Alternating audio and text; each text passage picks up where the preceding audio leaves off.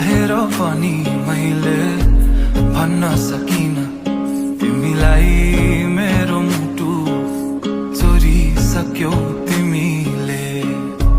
भाकेर शरीरबाट यो आत्माले छोडेर गाछ तिमीलाई नै खोजी हिँड्छु रे